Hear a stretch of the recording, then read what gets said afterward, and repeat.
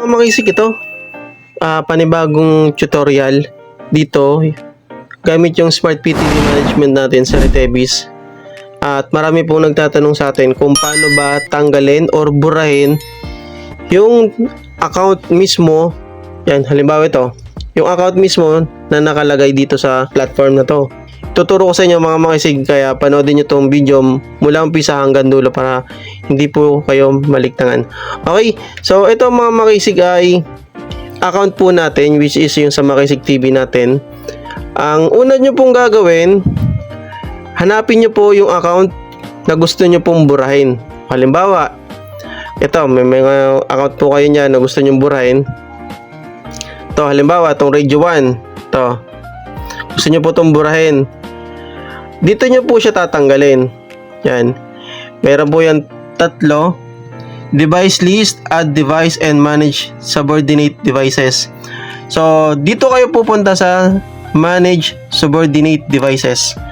So, bago kayo pumunta dyan, kokopyahin nyo po muna tong ID number ng gusto nyo pong burahin to. Kopyahin natin yan.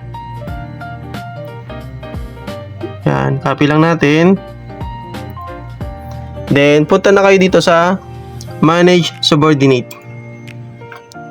Pag nandito na kayo sa device na to, yan, sa platform na to, puntahan nyo tong ID name, ID/name/account. So, ipipaste nyo dyan yung number na kinapi nyo. So, pagka na-paste nyo na, i-search nyo lang, pindutin nyo yung search. Tapos, ito, lalabas ito. Lahat ng information dun sa radio, which is yung account, name, yung ID number, password, GPS level, kung sino yung admin, tapos kung kailan ginawa, tapos hanggang kung kailan yung valid, etc. So, pag nandyan na kayo, ang gagawin nyo mga makisig, pupuntahan nyo yung pinakandulo. Yan. Delete, edit, and valid time. So, pindutin nyo tong delete. Then, say sure to delete. Tapos, okay nyo lang. So, ito lalabas. Delete succeeded. So, burado na yun mga makisig. Hindi na yung lalabas dito sa inyong listahan nung sa device list nyo. So, makikita natin, wala na yung Radio 1. Yan. So, ganun lang kadalay mga makisig yung pagbubura ng account dito sa platform ng Smart 4GLT Smart PTT Management Platform. Yan, ganun lang kadali mga makisig. Kaya kung may mga tanong pa rin kayo about dito sa pagpo-program using Smart PTT, comment nyo lang dyan mga makisig sa baba at gagawan natin ng video. Ganun lang po kasimple. Okay? At kung nakaabot ka dito mga makisig sa video ito, please comment down below mga makisig ang inyo pong location para malaman naman natin kung saan nakakaabot itong video natin. Okay? So, thank you so much po mga makisig sa walang sawang pagsuporta sa Makisig TV. And sa mga hindi pa po pala nakakapag-subscribe sa ating YouTube, yan, ito po yung ating YouTube mga makisig. Pag sinerge po dito, Makisig TV, ito po yung lalabas. Tayo po ay naka 10k subscribers na and meron po tayong video na 621 videos na nagawa na po. Yan. Tayo po ay nag-tutorial, nagawa ng mga video tutorial sa radio RF, radio frequency, POC, antenna, etc. about po sa mga radyo. Then, nagbibigay din po tayo ng free tutorial sa amateur.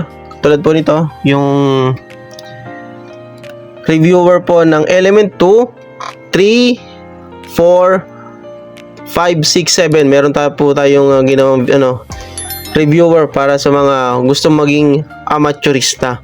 Kaya kung gusto niyo po maging amateurista mga makisig, panoodin niyo po itong video to.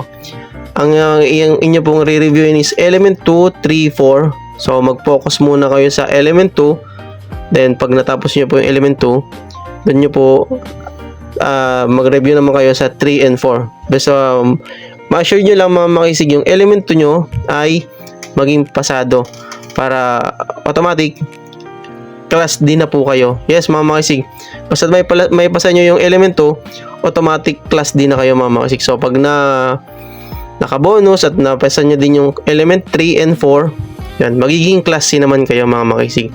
Kaya basa-basa lang mga makisig yan, mayroon tayong video dyan. At marami pa tayong video mga makisig sa mga tutorial. Yan. Okay. Yung iba nito, kakagawa ko lang to. Panoodin nyo din pala mga makisig to. Kung hindi nyo pa napapanood, kaka-upload ko lang din. Yung add and delete group using L51, yung Retevis L51. So, nandito yung video yun kung paano mag-add ng group. Then, kung gusto nyo pong burahin yung existing group ng group nyo sa gamit yung Smart PTT platform. So, ito ba yung iba mga makisig? Marami tayong ginagawang videos mga makisig. Ito. Kung paano yung nag-unboxing tayo ng L51. So, Zelo din, tutorial tayo. Siyempre, yung ating global PTT mga makisig, TXQ. Yan. Marami tayong mga video dyan. Global PTT mga makisig. Napakadali at napaka-durable nito. Parating na yung ating mga stocks niyan. So, marami din tayo tutorial. Sa mga nagtatanong din pala mga makisig, ang ating pong makisig po ay nagawa din po ng sticker. So sa mga gusto po magpagawa ng amateur sticker, yung NTC, sa mga amateur call sign dyan, PM lang nyo po mga makisig at nagawa po tayo nyan. One set po nun ay 185. So start po kami sa 185. Ang paggagawa po namin, one piece po ng pang fixed station. Then, 2 pieces ng pang mobile stickers. Then, 7 po yung pang portable stickers. So, po yan? Isang set na yan para pagdating po sa inyo, ready to dikit na yon. Yan. Ito na po mga makisig yung maraming nating tutorial. So, sa Makisig TV tutorial natin, 213 videos tayo diyan. Ayan. So, marami yan mga makisig. So, sa Facebook naman mga makisig, promote ko na din po. Please follow din po yung aking bagong Facebook page kasi yung luma, di na natin mabuksan. Makisig TV 2.0 mga makisig. Yan. Bago pa lang yan ulit. 747 followers. Please follow nyo po yung ating Facebook page. Minsan nagpo-post po tayo dyan. Ayan. Hindi na natin pinopost yung iba. Okay, so hanggang dito na muna mga makisig. At see you in next vlog. Maraming salamat po sa inyo. Ayan.